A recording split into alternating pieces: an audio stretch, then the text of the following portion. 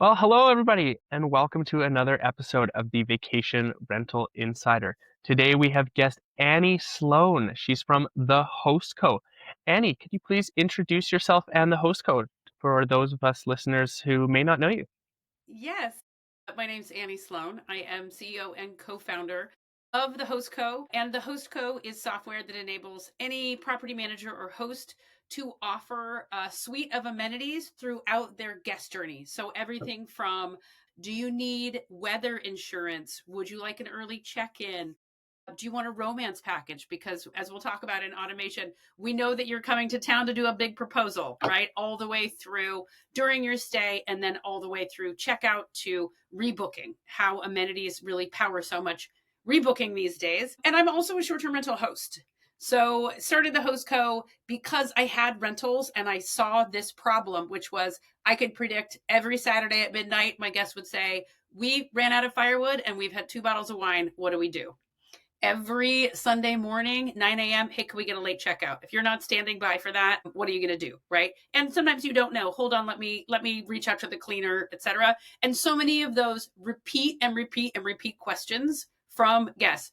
My rentals are in Joshua Tree, so I have a lot of woo-woo examples, but that is essentially what the Host Co does. It answers a lot of questions for your guests, and then it gives a portion of the proceeds of all the sales back to you as the host, even if it's a third party. Wonderful. You are a host, you've been a traveler.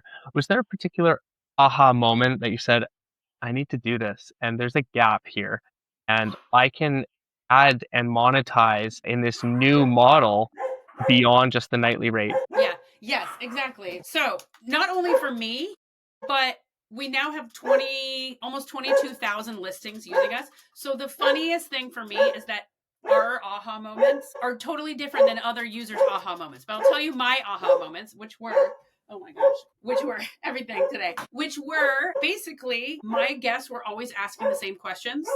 And here's what would happen. So guests in Joshua Tree would say, hey, I just booked. 3 days later, no, people are not asking these questions right when they book. They're not thinking about them right when they book.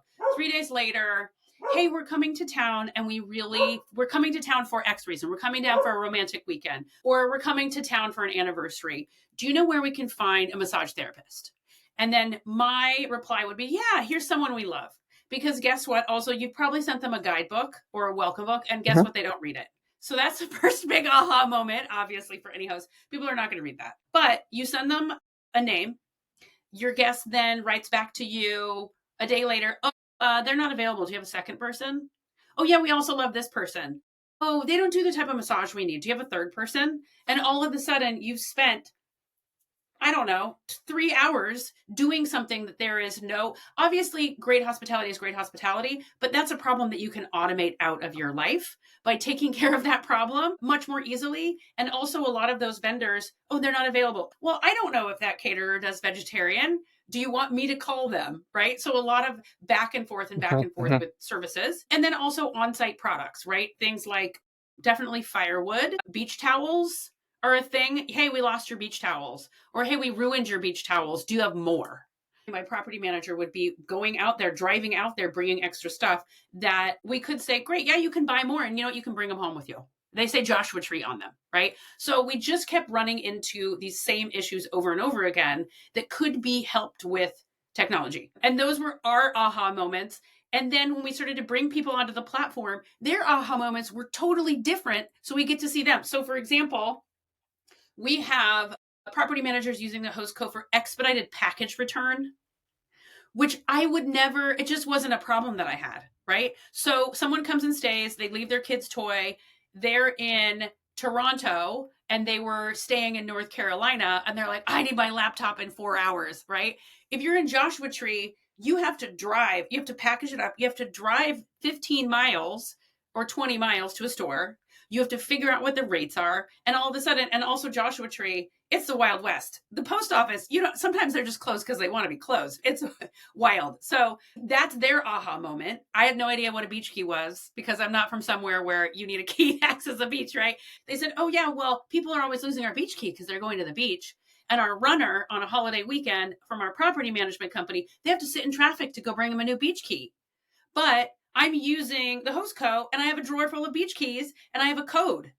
And if someone loses the beach key, they buy it. They buy a restocking beach key, $50 or whatever they charge, and we give them the code to the drawer. Like those are the what I have definitely learned is that the aha moment for me is helpful, but there's so many different ones across different property managers, right? Yeah. And it's plugging those holes to ensure the best guest experience possible and monetizing on it. The thing that I would say, sometimes people hear about the host co and they go, "Oh, I don't want to sell anything to my guest."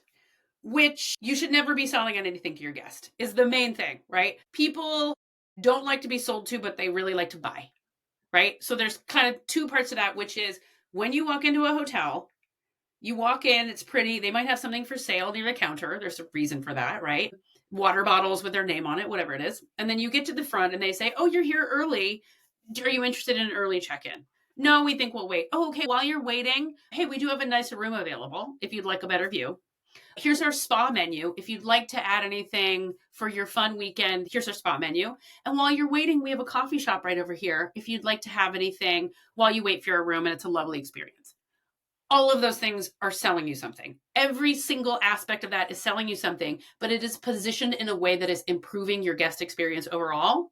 That coffee shop might have my favorite latte of the weekend, and the spa might have my favorite product, but you're not expecting as a guest that any of those things are free, right? Maybe they'll comp you a coffee, but you get my point about amenities adding to the experience, even if there is a cost.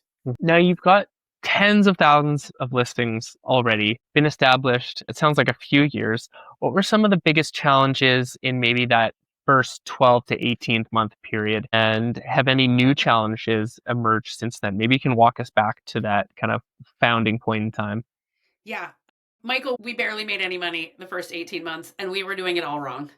Basically, our tagline was the mini bar for your rentals, right? Because Okay. we thought, oh, people want to buy stuff on site, which is true.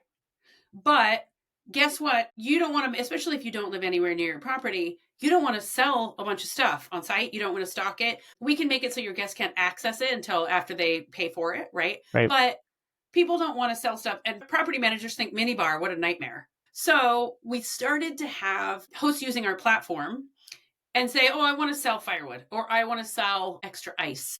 Or, I mean, we have campsites that use us that say, "We'll provide a cooler full of ice when you get here," right? Really helpful. But what happened pretty quickly is property managers and hosts started to use our software and hack it. Not like hack it, but hack it in a way that they were adding their own services and not products. Do you want a mid-state clean? Do you want extra recycling pickup? Do you want a linen refresh because you're staying for Right. 2 weeks? Do you want a dog walker because you're next to a national park and you can't take animals into the national park and you didn't know that, right? All of these things that are, again, generally solving a problem that your guests are already coming to you to have, right? So we started frantically building to services instead of on-site products. You can still do on-site products. We have people that literally sell Christmas ornaments in the shape of Washington State, and that's all they sell in their Hostco store. So that was the kind of the aha moment about our software is it needs to be service-based. It needs to connect to your calendars, and it needs to be extremely variable, small, medium, large. Do you want 1 p.m., 2 p.m., 3 p.m., prices, all of that jazz. And then the second kind of aha phase was when we started getting bigger, property managers started coming to us and saying, "I don't want to add my own massage therapist, or I don't want to have to go and talk to these companies and strike up a deal with them," right? Or I'm in San Diego, I don't want to walk down to the dock and talk to every boat about getting a kickback for it, right? Which is a big pain. And also that changes fast, right? Are they there 1 week? Are they there the next? So the next thing we did is we said, we are going to start creating a concierge company, and property managers are coming to us and just already telling us the services they want. Hmm. So they're saying everybody in Sedona wants a pink Jeep tour and an astral reading or whatever it is, everybody in our town needs to use the ferry, and they all want catering because it's on an island and there's no grocery store, right? Or they want something like that. Everyone coming to our college town is coming because it's a kids' homecoming weekend and they want A, B, and C, right? So our really big aha was nobody knows better what your guests want than you as the host or property manager, because you hear it every day. And you are probably recommending the same 4 people every week. An example of that would be, hey, I am on an island in Texas on a lake, and you can't drive on this island, but everybody has to rent a golf cart. Nobody reads our thing. They just constantly text us and say, how do I get in touch with the golf cart guy? The host co now has a partnership with that golf cart company. So your guest can click one button that says reserve golf cart and say which days. We already know which property you're at, and we can hold the guest credit card info while we automate a request to the golf cart company and say, Annie Sloan wants a golf cart for 8 people for this day at this time at this place. Can you fulfill this service? If so, we'll process their credit card and then pay you out directly. So we created this system, and then we give 5 to 10% of the profit of that to the host for being the lead gen. So we suddenly realized nobody wants to do the work, but everyone has services that they know of that they're already recommending. Was there something, I know you kind of mentioned that transition from offering physical products to more of a service-based model, while you can still sell physical products. Was there something else or other than that as a bigger fundamental thing that you really didn't anticipate that was a major hurdle when you first started? Or even that arose later? Yeah. Two things that arose for us as soon as we started to gain, it's mostly word of mouth traction of like, hey, I made, I know, $4,000 extra this month on the host co, right? We started to get a lot more people because our product's free as well. So we started to get lots of people coming to our demo. We built the product with the property manager or host in mind who has 1 to 3 rentals and is maybe self-managing, maybe is dipping their toes into property management. As soon as we started to grow quickly, about 50% of the people coming to our demos had property management software. And our thinking was like, hey, but doesn't your property management software do this? Right? And they'd say, no, they don't have. And now we have about 9,000 vendors. And that's ranging from, again, weather insurance to baby equipment to, Bigfoot sighting to a lot of different stuff, right? No, they don't do that. And they don't connect to the services. And many of the property management softwares, I would say all except for, well, I would say all actually at this point, they don't have a very good shopping experience. So that is the other mega aha moment, is that I'm just giving you one after another here, but is that, again, people like to shop. Often the psychology of the person that books the unit, that person likes to browse, that person might like to window shop, that person likes to look at their phone and look at pretty pictures. When you're shopping online, Target, Walmart, H&M, whatever it is, you're seeing a series of tiles and you're scrolling through them going, ooh, that looks nice. And that is a content experience on its own, right? It's giving you some dopamine, even if you're not buying anything. What our big aha moment is you are seeing a holistic shopping experience with everything you need on one page. It's not, here's a link to find this thing. Here's another link. Here's a third tangle of links. Where was that thing again? It is one repository where you can put, your early check-in, you can put your on-site yoga instructor for your girls' weekend, all in one place. You can even put your welcome guide. You can even put rebooking on it and it will pop back to your website. But that one page does a couple of things. One, it is going to show your guest what is available without them having to look for it. So a very good example of that is, let's say that most guests are going to ask for an early check-in because there's one flight and it arrives at 7 a.m., right? If your guest is going to a page that has a tile with early check-in as one, and then Reiki healer and Pilates instructor for your girls' weekend on the same page as tiles, they're much more likely to buy that item. It's like the end cap at a grocery store, right? They don't know that they want that until they see it. And they're not going to ask you for it. We do a lot of amazing automation, AI conversation automations as well with partners. And part of the thing that we had to work through first was, we're not going to show that thing to your user unless they ask you for it. Well, unless you're showing it to them, if they don't know they can buy firewood in advance, they're not going to buy it. And then they're going to get it on their way there. So by having one shopping site, you're doing a couple things. One, you are making 3x the normal upsells of a property management software, which is the other thing. We're like, why are all these people coming to us? Oh, because you can make a lot more money on our platform. And the way we do it is the same way you're going to be shopping on the Anthropologie website. You're really turning the STR model and just kind of the nightly rate into a retail space. So from a owner or property manager's perspective, how does that fundamental shift change the way that hosts view and monetize their properties beyond that nightly rate? And does that become, a major contributor to their revenues and margins? Talk to me about just like that journey of an owner or property manager and that mindset shift and how that changes the way they go about business. We have property managers who are making $120,000 a year in upsell revenue, and they are selling late checkout, massage, and firewood, and that is it. From And they are not 80. and that doesn't involve new property. That's just leveraging your Yeah, existing. You offer a free model or a subscription, but you can start yeah. for free, test it out, and go from there. And you're not adding any real operational headache. You're not adding additional inventory, headcount, none of those barriers to additional growth. I can't see why people wouldn't add it. I think the barrier is I don't want to charge my guests, right? It's that barrier of I don't want to sell them stuff, which I think that it's your own discretion of where you draw that line. I think good hospitality is good hospitality. You're never pushing anything on anyone, but you're saying, "Hey, if you're interested, this thing's available for you." Right? And again, you're doing it. You're also not putting a brochure out. You're not putting a QR code out, which it's very subtle. The second thing that I think is absolutely vital to know about amenities and services is that they create occupancy lift. And why they create occupancy lift is because two reasons. One, more and more people are using AI, ChatGPT, to look up where to stay and not Airbnb. If there is a guy who's saying, where should I propose to my girlfriend 2 hours outside of Chicago? I want to stay one night. Where should I go? If your rental has a romance package, which is 100 flameless candles to set up around the outdoor hot tubs or whatever, right? Which is a real product we see, that guy's gonna click book, right? You're gonna have, let's say you're in Hudson Valley, New York, and there's 200 gorgeous properties, all about the same price range.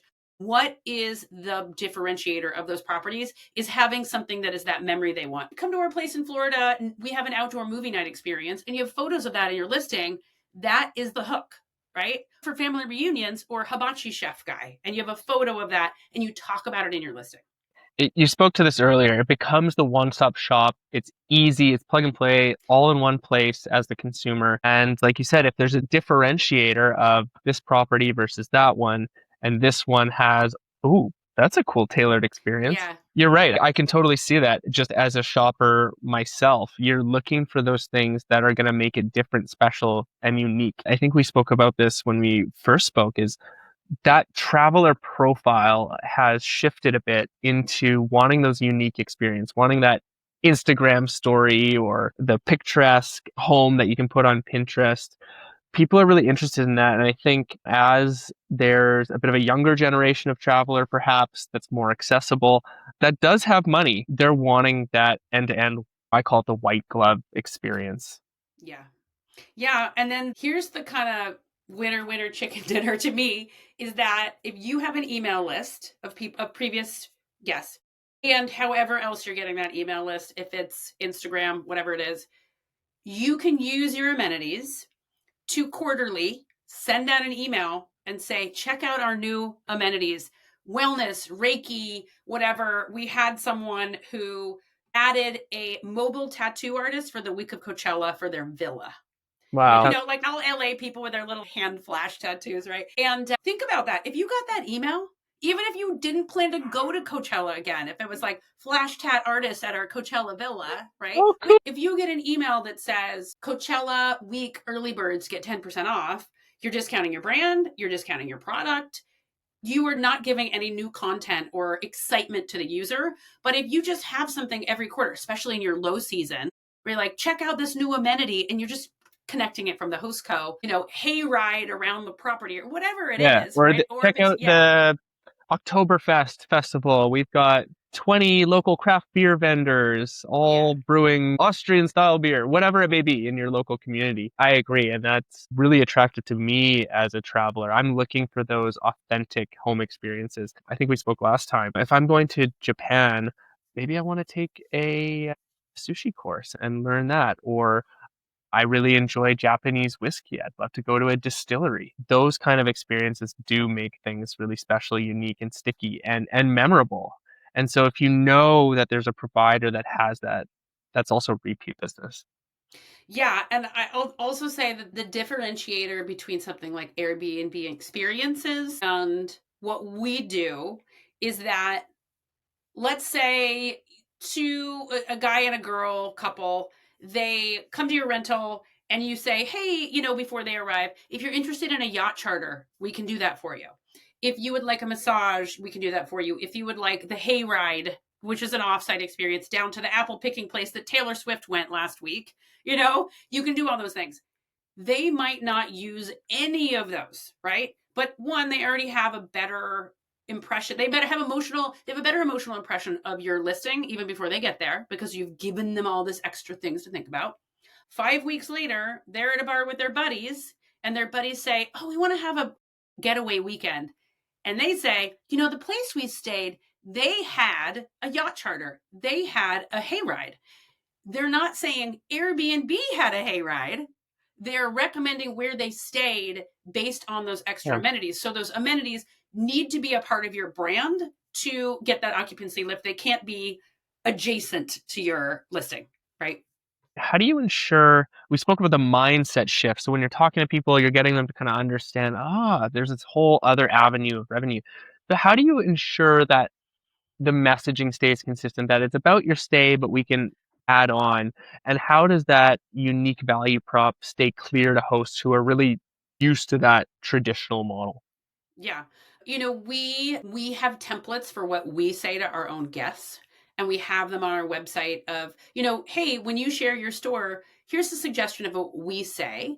It really goes back to that gentle digital experience of, hey, we're so excited to have you stay. If you'd like to add anything extra, like massage, chef, or extra recycling pickup, whatever it is that your guests probably want most, you should talk about it. Because if you say check out our amenities, no one knows I don't even know what amenities means, right? It's so vague. Including, if you want anything extra, check out this, right? What we also do is we say about 1 week before the stay, your guest is getting excited. They're having to plan stuff that they haven't planned already. You are giving them some help by messaging them and say, get excited, you're 1 week out. If you'd like to add any extras to your stay, check out our storefront. Mhm. Nobody is going to say, they're selling, I can't believe they charged me for a late checkout. The other thing that's really helpful with is it's socializing. If you do have things that are costs like late checkout, or if you want to add gratuity because you got a giant property or whatever it is, or package return, whatever it is, you are socializing that those things exist and they have a cost. So nobody's getting mad at you. You're setting that expectation. You're putting it out there. So it's not a shock. It's like, oh, I got to pay for this? But you're doing work. You're cleaner. What we do is when someone requests a late checkout, we text you and say your guest requested it. We're holding their credit card info. We can also text your cleaner. We can Slack your cleaner if that's a thing. And then also we can move your calendars around in Turno or lots of the PMSs as well. So you just say, yep, cool. It's changed, right? So it's your work, it's your time, and you should be appropriately charging for your Yeah. time. Obviously, you would never, that's not the guest facing message on the But back but end. yeah, internally, I mean that ultimately is the goal. So Yeah. that really leads to my next question is, how do you handle the complexity of managing inventory and transactions across hundreds or even thousands of unique, decentralized points? Almost all of what we do is software. We are essentially kind of like a Shopify for any managed space, where a host, a property manager, we have nursing housing that uses us. We have senior living that uses us now, because you got one person at the front desk and you got 30 people saying, can I get a dog walker? So we are primarily the software that a host can say, here's the 4 things my guests want. Here's the 4 things I'm going to offer, which is the second point, which is we always say, don't offer your guests 30 things. They don't want to buy a tour, 90 links to glass bottom boat tours when they're going to Napa wine tasting, right? Just offer them what they want plus 2 things they don't know they want. It's a big part of a positive guest experience. 8 things is great. And then the third part is that we have believe it or not, the majority of things that sell in Host Co stores are host run. Your guests are going to book services, But more often, it's the boring stuff that's taking care of your problems. It's that beach key, it's that pool towel, it's the extra game room they can use, it's the pool heating. There's so many things that are in your ecosystem that they want to do. Also, if you have a runner, if you got a property management company, they probably would like to do a few more things for you.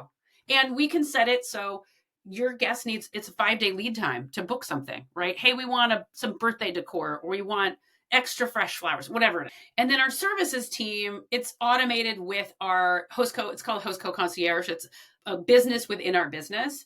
And they have a database of all of their vendor partners, and all requests go directly to them. Hey, Annie Sloan wants a massage this day at this time, or wants a tintype photographic session this day at this time at this location. And we match it to a vendor on our team. And that's all through automation. And then we send again that request to that vendor.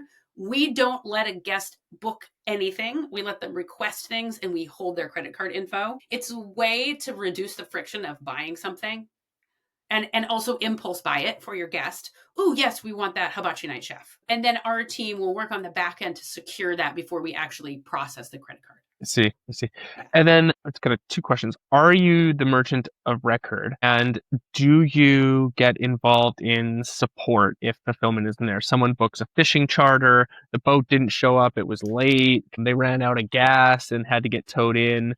Who steps in and handles those issues?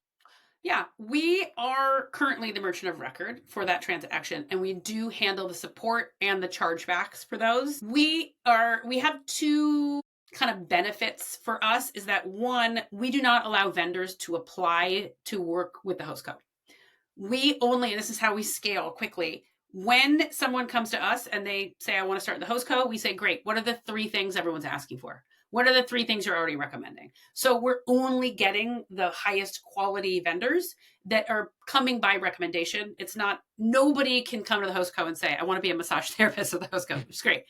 The second part is we work with lots of national chains that are larger: Soothe and Zeal for massage, Fireworks and Knives, Epicurate, Hangry, or I think it's Yangry for chefs. So we have established relationships with those larger companies.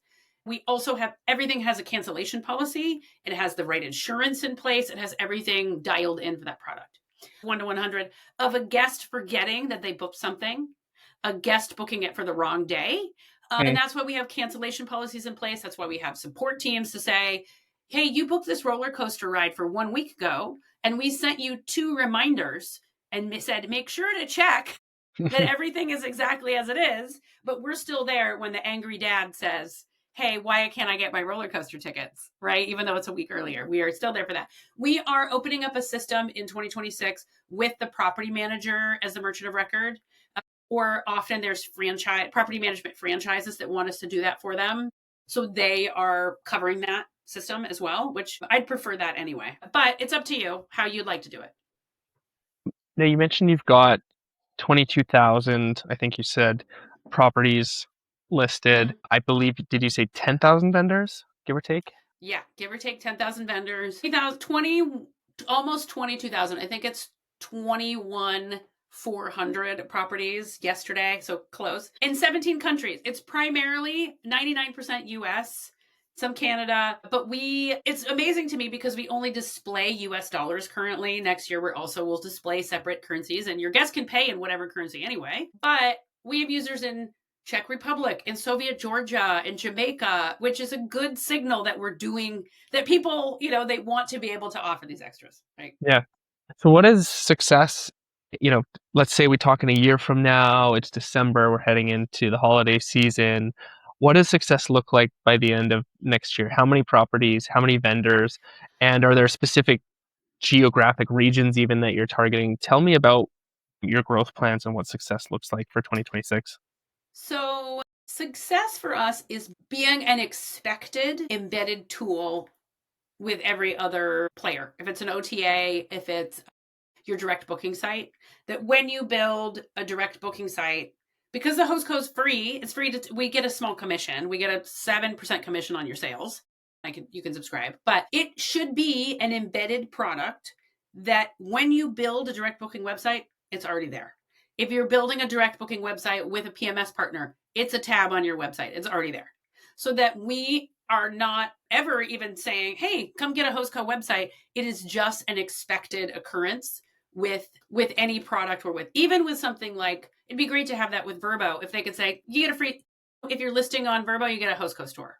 And that Hostco store is one hub that you can use for across all of your OTAs, of course, because it's one store. But you should be able to offer that in the entire flow with all of the booking channels. Would be a success. And then that'd be a massive success, right? Because it's just part of the booking journey. Hmm. Yeah. Is there a specific number of properties or vendors you'd like to get to? 100,000, 150? And are you equipped to handle that kind of scale? Are you ready with your foundational operations to absorb that kind of traction? Yeah, the reason why is because back to that fundamental of the majority of sales are things that are host owned. We have hosts who are doing Bigfoot experience. We have hosts that have their own photographer that is within their system. You can also bring in your own vendors, right? So you don't have to share them with the rest of the city. Your sister might be a portrait photographer and you can add her and we'll do the same system essentially for her. So the scaling becomes less about the host co-fulfillment and much more about the host and whatever it is that they probably already have on site that they're just not offering or that their cleaner will do. A lot of times your cleaner will be like, oh yeah, I'll pull that, that Amazon box of wigs out of the closet, whatever it is before they arrive. And I've gotten 2 texts and it's in my Google Calendar to do so. When I'm talking about people in other countries using us, we don't have vendors in other countries. They are just using us for all of those Mhm, mhm. solutions that they need with the host co. So in terms of scaling in that way, yes. In terms of vendor scaling, it's still not that hard because people use the same vendors. I'll tell you, the big hitters are going to be wellness and food. And we already have those scale partners that can do endless amounts of catering and spa services. What's been the most successful avenue in property management acquisition to get more properties on your platform? I would say definitely working with property management softwares and saying, hey, if you have Hostfully, right, might be a good example. You can add a Hostco store to your account. We're going to move your we're going to move your check-in time in Hostfully. We're going to add a little dot that means someone bought something here in there and a little note in it. Here's what they bought, right? And we can then push also custom codes to their messaging for you. Same thing with companies like StayFi. If you use StayFi, you automatically when you start StayFi, they say, hey, do you want to add a Hostco store? So when people sign into their Wi-Fi, you can send them to your Hostco store and they can see what's available. Those types of almost effortless onboarding experiences they've been great for us. The other thing that is always surprising is how many people say they just heard about us from a friend. Just shocking to me, right? When I look at our marketing numbers, that just someone said, hey, the average listing is going to make $300 to $500 more per month. It's not going to be insane, but it depends on what you sell. Some people are like, hey, we'll take you out on our pontoon boat. Here's the hyperlinks within the product that you need to sign for the insurance. And we're charging $3,000 for a week for that. And, my husband was just sitting here and he has a pontoon boat and now he's making $3,000 a week taking you guys around town, right? And other people, again, they're selling, a $25 parking spot 2 days a month. So it really depends on what it is that they're offering, depending on how much they're going to make.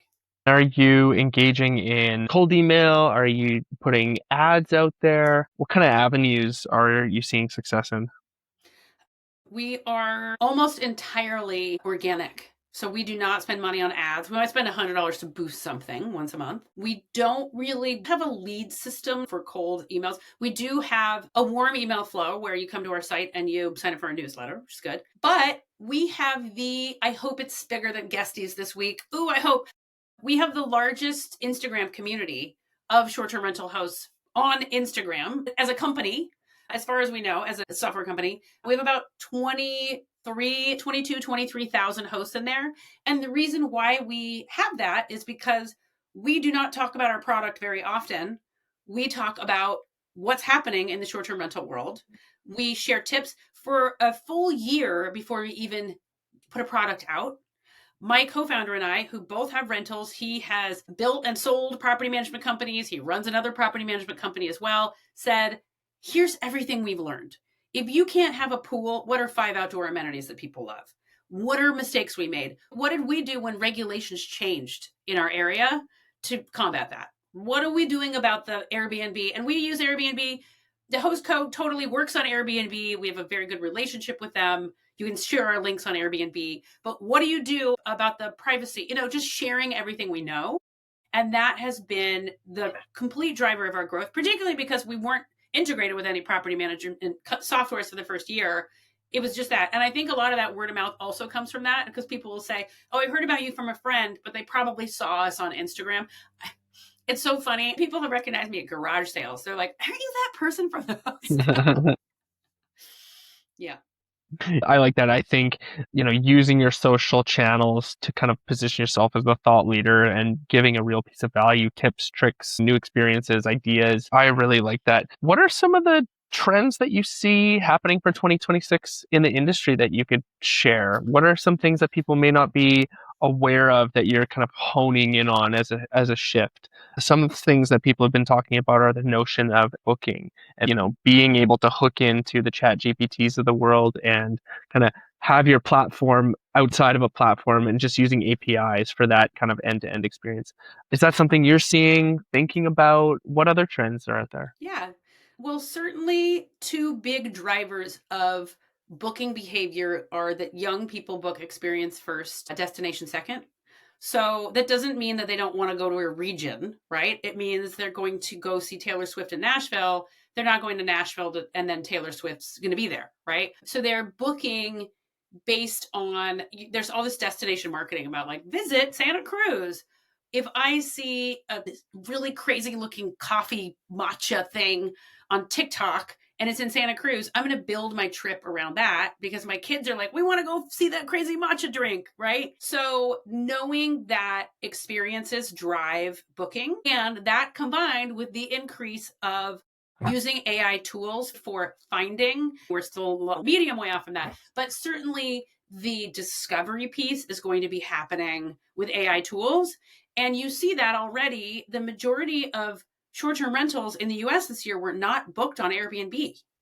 56%. I mean, you talk to someone outside of their industry, Airbnb is short-term. There is not, they don't know that nothing else exists, right? But direct booking through social, direct booking through social ads, right? If you can get, again, that automated system, it's not your job to become a marketer, right? You want to use other people, but you're going to win in that regard if you are also talking about the tintype photography that you can do in the backyard of your thing, or again, driven by experiences. I certainly also think personalization, it's I can talk about this all day, but I think that people are putting the cart before the horse a little bit with personalization, because you might not be able to get that information when they're just searching on ChatGPT, unless, again, you have those hooks of like, it's a great destination for a proposal. If you're looking for a fun weekend for your kids, again, everyone's saying like personalization and automation. Very true.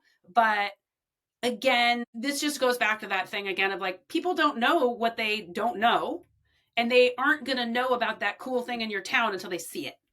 So once again, you're needing to make sure that you are getting them at the right point. How is that shift in mindset, both in the traveler wanting those experiences and the shift in mindset of the property managers recognizing this other revenue stream? How are those shifts affecting how you go to market and attract prospects? I think it is the thing that we find really successful is talking about the experiences, because people, they're like, especially property managers, you're just kind of in survival mode. You are, no matter, you're literally putting out fires. Like you're not, you don't have time to like, let me just take a week and browse through all these things. Many people will come to us and they say, I want to use the host code, but I don't know what to offer.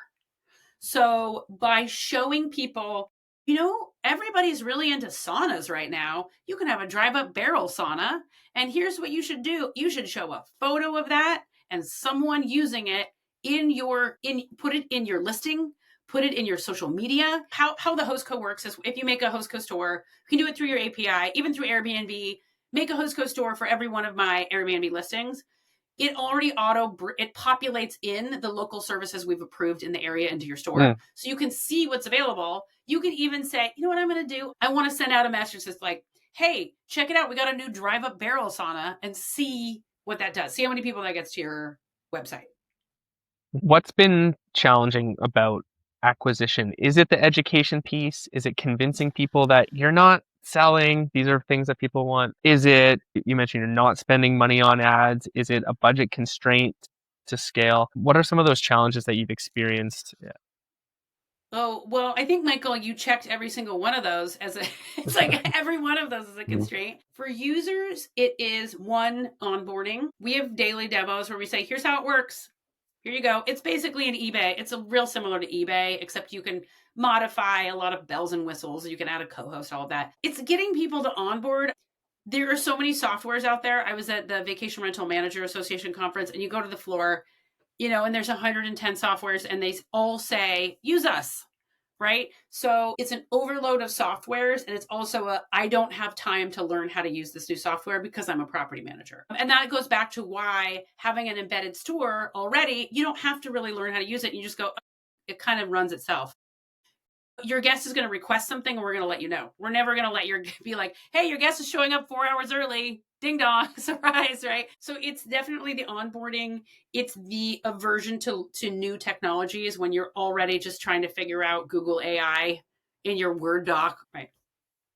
Now, given your model involves vendor relationships, guest transactions, paying the host, you mentioned an onboarding piece, and then there's kind of the sales, marketing, opportunity management.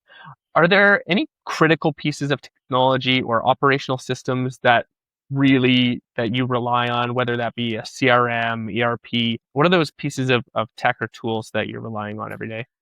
Definitely a CRM, because we not only onboard and then say, hey, how's it going?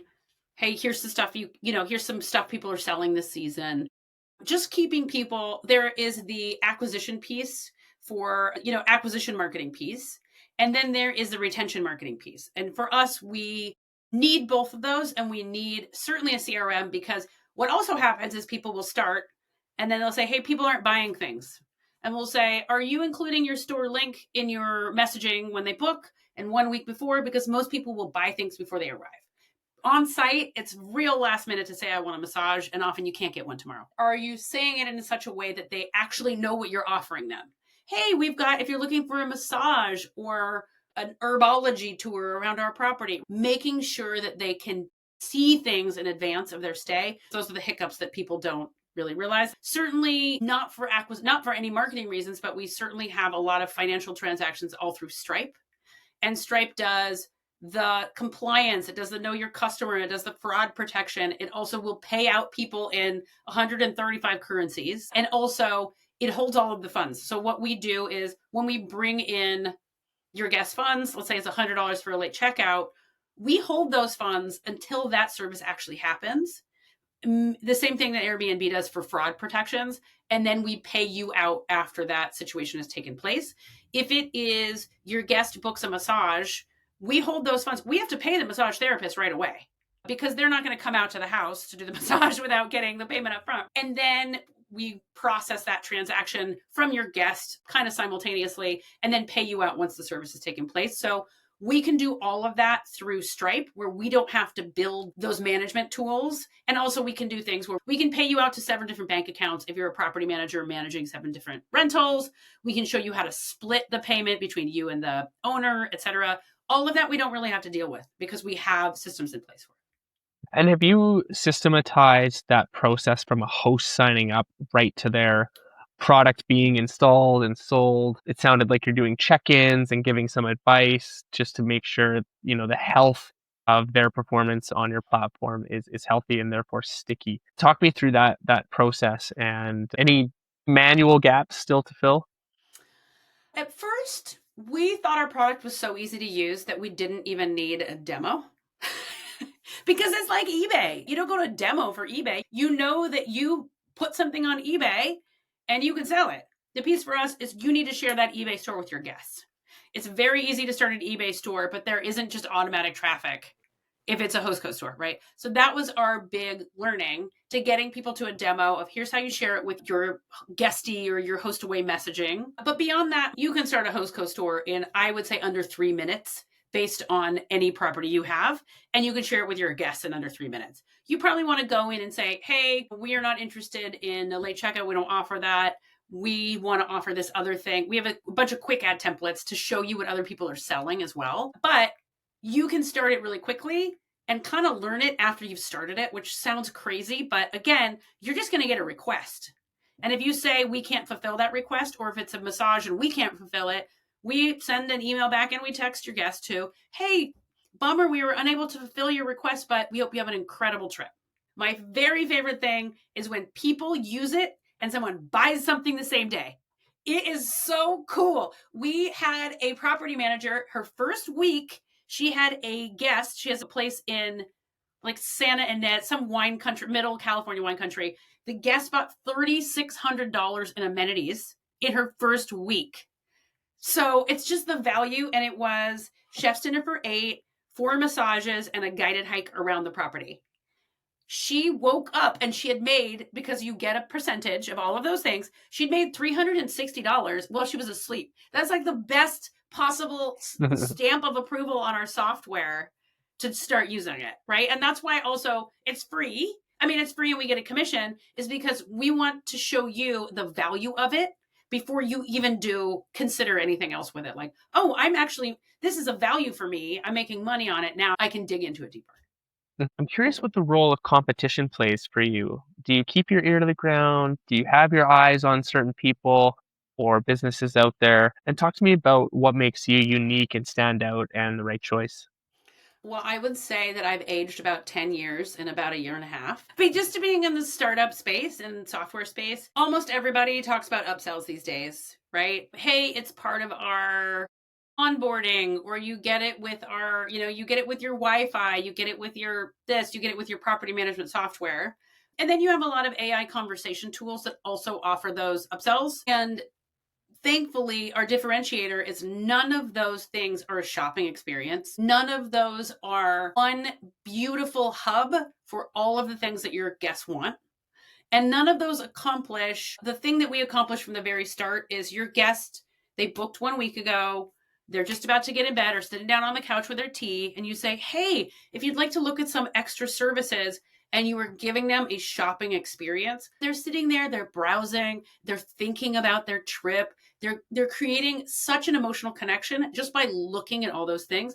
They're not going to book that yacht charter, but now that they know it's available, it's a closer thing to your property, right? Versus you just checked in, here's again a list of 9 things in a drop down, and none of those things are things that are going to bring you some surprise and delight along the way. Continuing on our ideas of what's coming up in 2026, you mentioned some of those AI chats. Where does AI and automation play a picture in this? And I'll kind of ask, how are you guys leveraging it internally, whether that's for selling, process optimization, and then how do you see that affecting both the guest experience and the host experience? Like, where are they using it? We spoke about agentic booking a little bit, but I think there's a lot of other applications for your business internally and the property managers themselves. Yeah. Well, I will start by saying many of our customers, and this is, you have tech savvy property managers, but even that, it is not their job to be tech savvy. It is their job to be a property manager. So, we have this big wave of people talking about AI tools, but if you're just trying to nail the guest experience, you're a long way from that, right? And I mean, we have many people who come to our demos and they're like, where's the on button? Which is a crazy thing to say, but sure, I do that about other products too. I'm not familiar with their product. So I will say that people, I think in 2026, they're dipping their toe into the water with something that shows them very quick value, right? That certainly is, if you can get to a place with any AI communication tools within your PMS that can really automate 80% of questions out of your way, that's where you're going to see it. We are working with partners and in our own systems to use that AI conversation tool to bring up every product, and every host co-store also has a unique UTM. It has a unique link. So if someone says, hey, we really want mid-stay cleaning, do you offer that? We can just offer up a beautiful tile that says, yes, book. So we're removing the friction. Apple Pay. What date do you want it?